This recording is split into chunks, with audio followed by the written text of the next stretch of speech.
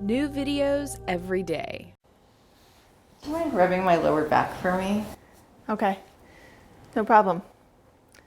So now you might want to be giving a lower back massage. You're sitting next to your friend on the couch and you're trying to employ these principles of getting enough distance and leaning into the person, but you're not really able to get their back, especially on the side that might be away from you. There's no way to really get good pressure on this side of the low back. So I'm going to show you a great way to loosen lower back tension that's easy for the giver and is easy for the receiver as well, that will allow you to give a longer low back massage, loosen up that low back area with a minimum of effort.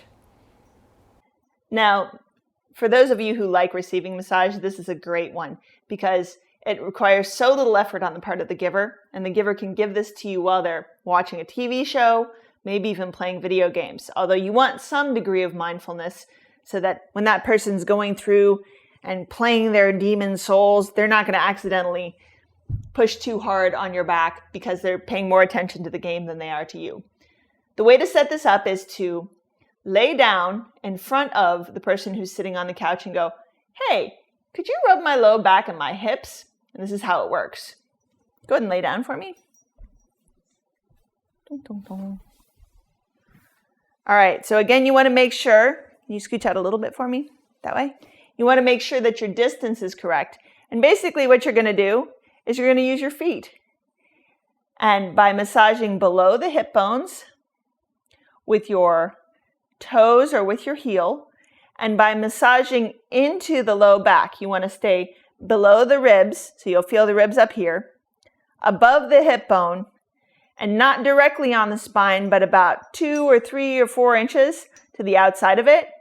You're going to be able to massage this person's low back and lower hips just by kicking them in the butt. This is a favorite one. You want to be able to communicate how much pressure you want, but this takes hardly any effort on the part of the giver, and it feels quite nice to the receiver as long as the pressure is modulated correctly.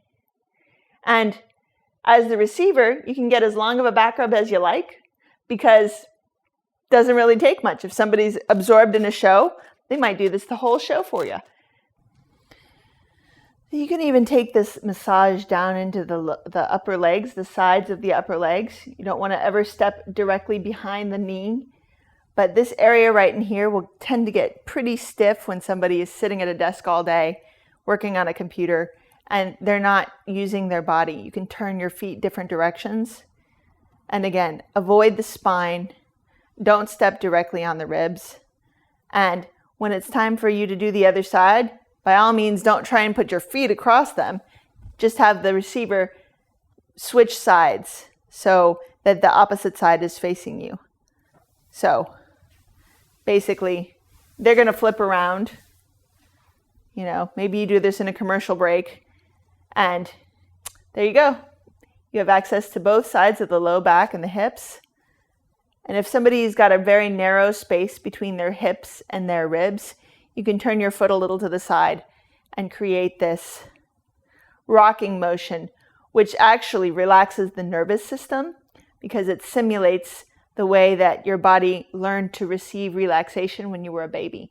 So this rocking motion can be very relaxing as well, very de-stressing.